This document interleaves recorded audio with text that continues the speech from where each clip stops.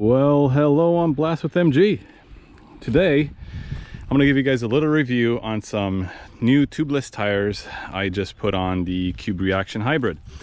Unfortunately, I did not film the process of putting them on, which is my bad, but I could talk to you about it and give you some ideas. It was not easy, but it is definitely worth it. As you all know, I got a nice flat on the way back down from the Tequepes Trail, forcing me to walk the half of the trail back.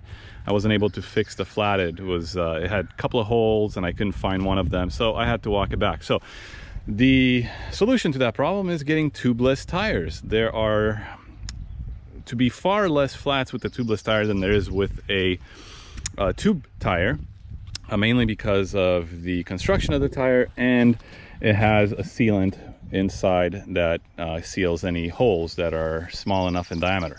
So on the Cube Reaction Hybrid, I went with the Minion DHR2 29 by 2.4. It's got exo protection and it is tubeless ready. It is a slightly smaller tire for the back than the front. The front has got the Minion DHF 29 by 2.5 to give you a little bit more traction at the front where you're steering. Both of them are tubeless ready. My rim, your rim, if you have a Cube Reaction Hybrid bike, is tubeless ready. It's got an Alex rim that is tubeless ready. So you could choose whatever tire you want, but I would recommend the Maxxis tire. It is a very well-made tire, very popular, great reviews. And I just tested it on Jesucita Trail and it is pretty dang good. So the process I went through real quick to get this tires, you know, obviously take your old tires off, take the inner tubes out. I would save one inner tube. I saved the one that wasn't popped, and I carry it with me so that in case I do get a flat, I could easily put the old inner tube in there, pump it up, and I'm good to go. I could come back down the trail without having to really mess around with fixing tubeless tires, which can be a little bit more tricky, but it's doable. So keep an old inner tube and you could get yourself out of a bind if you get another flat on the trail. So the process that I went through putting these on, it's not that involved, but it is tricky, especially with a tubeless tape. So you take the old tires off, the inner tube. You want to clean the rim really well with some alcohol rub, and then you're going to put the tubeless tape inside the rim from edge to edge on the inside. You don't want to put it going up the side of the rim, but just from edge to edge. This particular rim is 30 millimeters, so you want to get a 30 millimeter tape.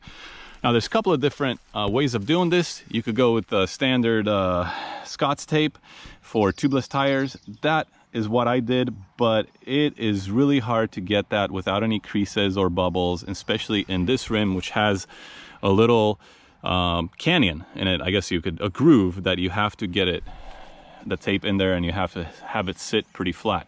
It took me a while stretching and going really carefully, but I did it. Another option you could do is use Gorilla Tape. I saw a couple of reviews on Gorilla Tape and it seems to work well, so I went ahead and bought a couple of rolls of that. Next time I do this, I'm going to do it with Gorilla Tape. So after you put your tape surrounding the whole rim, you're going to put your tire on. Make sure you have an air compressor because you want to pump it up so that the sidewalls pop onto the rim. Before you pump it up, you know, you want to get soapy water on all the way around the edge of the tire, both sides. Then pump it up, and then it should seat well, and you'll see if you have any leaks. After you do that, take the air out, and then you're going to put in the tire sealant in there based on the recommendations from the manufacturer, which is on the bottle that you purchase. You're going to deflate the tire again.